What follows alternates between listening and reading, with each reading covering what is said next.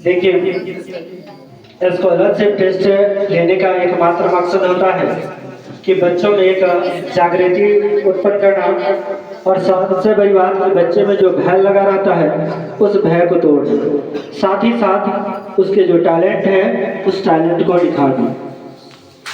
देखिए, जहाँ तक कि आप सभी जानते हैं, मैं 2014 से अपने शिक्षा के मतलब ये 2014 से ही मैं अपने शिक्षण संस्थान के द्वारा बच्चे को शिक्षा देता आ रहा हूँ।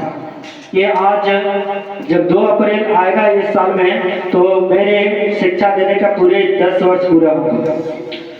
तो मैं जहाँ तक ये देखता हूँ कि जब अभी से 10 साल पहले जब हमारे यहाँ का शिक्षा व्यवस्था देखता था, जब मैं पहले पढ़ता था, तो ये कोचिंग नहीं हुआ करती थी। उस समय बस एक ट्यूशन हुआ करती थी। ट्यूशन मतलब अक्सर क्षेत्र में ट्यूशन में हुआ करता था, जहाँ पे सभी बच्चे मतलब क्या होता, सभी क्लास के अलग अलग डिफरेंट बच्चे एक साथ बैठे होते थे।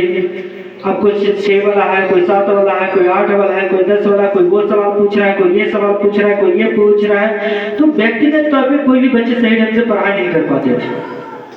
अब एक दिन में एक सवाल बनाया, कुछ पूछ रहे कुछ बच्चे, अब ये 2 घंटे या 1 घंटे समय देते थे।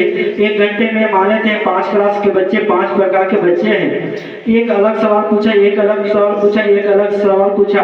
तो इस प्रकार से होता था कि सही से बच्चे की पढ़ाई नहीं हो पाती थी।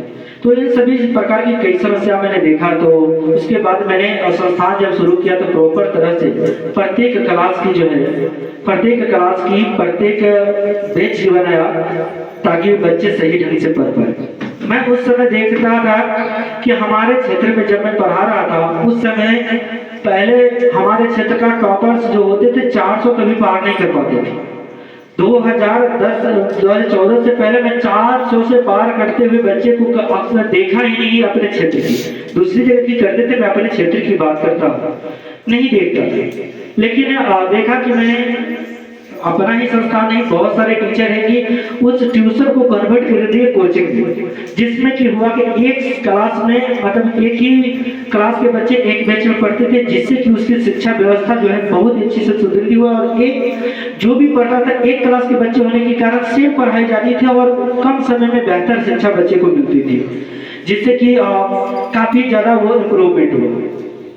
अभी हमारे छात्र कुछ आप लोग जानते ही होंगे, कुछ आर्मी में भी है, 3 छात्र आर्मी में बन चुके हैं, एक बिहार पुलिस भी है।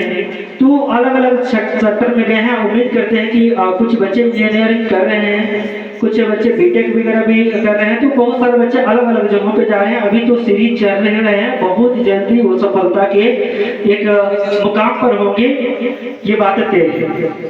तो लगातार हम चाहते हैं कि अपने क्षेत्र में भी ये बातें जो है लगातार इम्प्रूवमेंट हो। और उसके बाद मैं देख रहा हूँ कि हमारे यहाँ 400 से पार हुआ, 410 11 हुआ, 20-21 हुआ, होते होते अब तो 450 पार, 458 भी पिछली बार गया था।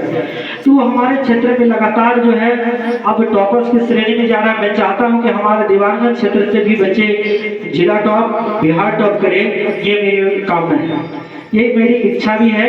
और लगातार मैं भी प्रयास करता हूँ, यहाँ के बहुत सारे शिक्षक भी वो भी लगातार प्रयत्न करते हैं। सब अपने अपने शिक्षण संस्थान का जो ट्यूशन वाली व्यवस्था था, ट्यूशन वाली व्यवस्था को हटा करके कोचिंग वाली व्यवस्था, मतलब सेम क्लास एक टाइम में जो होता है वो व्यवस्था की है। और सब अपने अपने जगह पर अपने बच्चे को ये अंदर से हौसला लेके चलते हैं कि हमें बच्चे को टॉप करना है।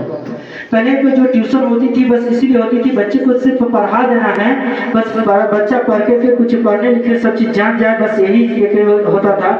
लेकिन अब जो शिक्षक होते हैं वो लगातार बच्चे को मेहनत कराते हैं ताकि वो सफल हो, अपने सिर्फ बोर्ड एग्जाम में ही नहीं बल्कि अपने कैरियर में भी सफल हो।